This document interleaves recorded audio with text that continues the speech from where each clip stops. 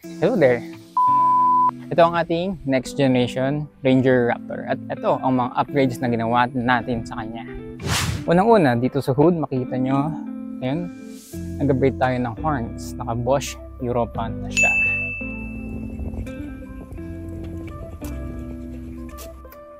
Pinagawa lang natin yan sa kakilala natin. And then, hindi din siya halata. Pero kung makita nyo, nilagyan natin ng mga garnish. Itong headlights natin. Meron din dito sa door handles.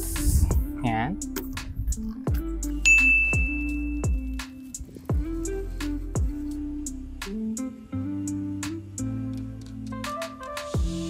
Para medyo protected at medyo flush tignan yung unit natin. Tapos sa loob naman, ayan, pinalitan din natin yung stock na floor matting natin. Yan, medyo madumi. Gamit na gamit na yan. Galing OK Camp Out.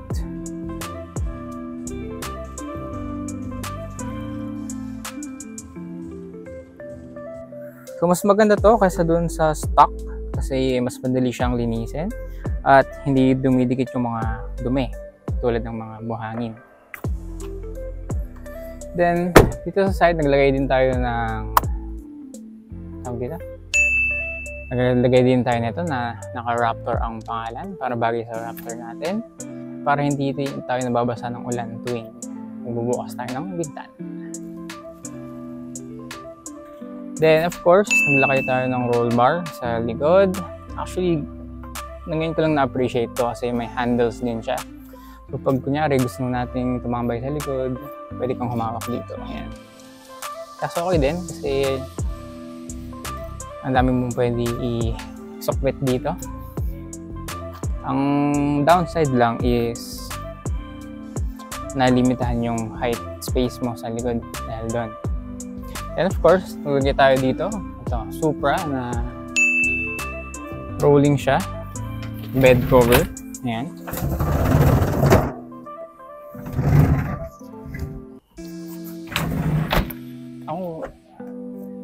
Ito talaga yung gusto kong bed cover, rolling, para madali siya buksan, madali din siya isarado.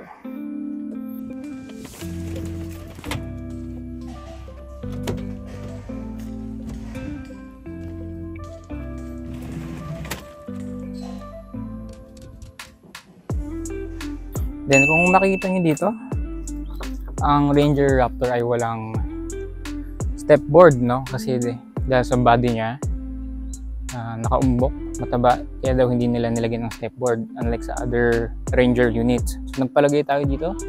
Ang brand niya is Shark ng step board. Okay naman siya, matibay-tibay.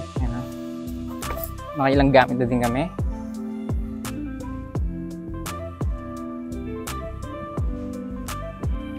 Then of course sa loob ng trunk, ayan, naglagay tayo ng barricade pangharang. Sobrang ganda niyan. Kunyari, konti lang yung gamit mo at ayaw mong gumagalaw yung mga gamit mo sa likod. Sobrang effective. Nakakatuwa.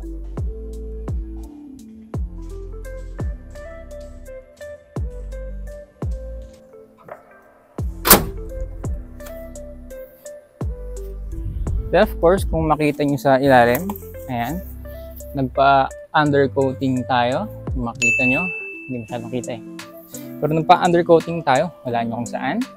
Sa casa mismo, dito sa Ford Santa Rosa. Sinabay natin siya sa first 10,000 PMS natin. So, yan, napaka-angkas. Tapos sa loob din, may nilagay tayo. Ito, dashcam kay JC Garage, tama ba?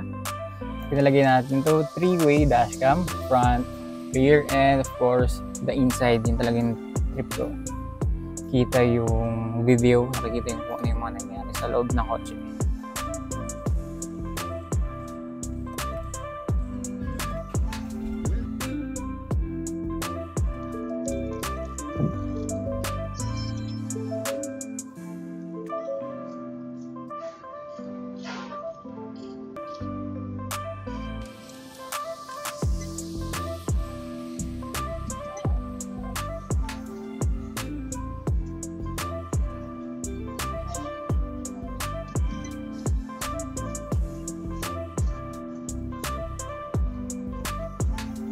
Then ang pinakahuling pinakabit namin ay ceramic coating from Determinado.